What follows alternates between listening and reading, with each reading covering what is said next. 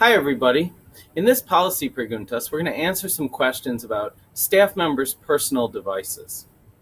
So at this point, most members of our School District 21 staff carry with them a smartphone of some kind. And as everybody knows, at school, we have no bring your own device policy. None of those devices connect to our network.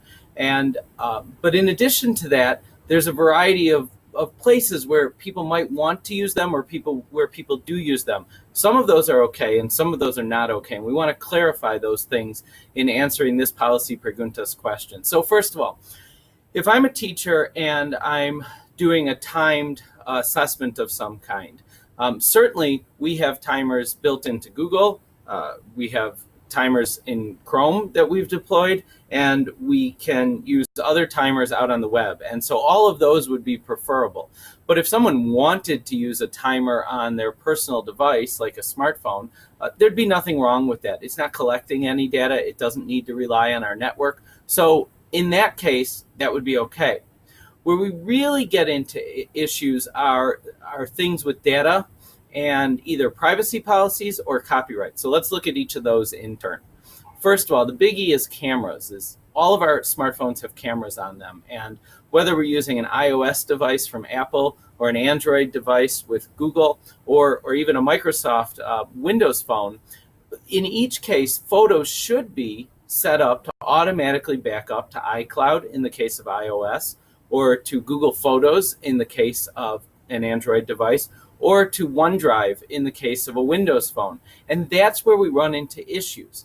Using an actual camera with an SD card that we can take out of the camera, put into our computer, slide those photos over onto our Google Drive, that is the preferred and really the only method we can use to capture photos of students or student work.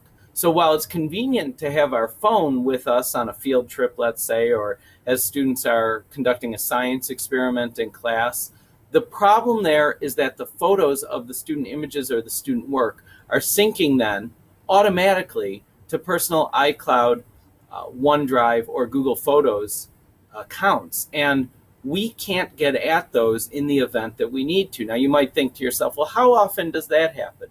Unfortunately, that happens multiple times every year, where for a variety of different reasons, we are asked to pull data on a particular student, on a particular situation, and we need to be able to access all of that data. And so there's two pieces to this. One is we don't know that data exists if it's in someone's personal account. So we can't access it. We don't even know it's there. But the second is it actually protects us as staff members not to then have that data in our personal accounts. Because if someone, let's say a parent, were to say, well, I know that so-and-so took pictures of my son or daughter with their personal smartphone, well, at that point, then we'd have to be reaching back out to the staff member to go into his personal account. We don't want to do that. So by keeping everything in our school district Google accounts, we're all set. Remember also, our School District 21 Google Apps accounts have unlimited storage in Google Drive, Gmail, and Photos. So we can put all of the school stuff that we have there as we need to. Photos take up a fair amount of space, even from our smartphones today. The cameras are quite high quality across manufacturers, and so then you're not taking up that space in your own account. The other place is with audio recordings. So there are a lot of copyright laws, and while copyright law may need to be updated for the 21st century, the fact is that has not yet happened. And so playing our personal music in the school setting is a very unclear area.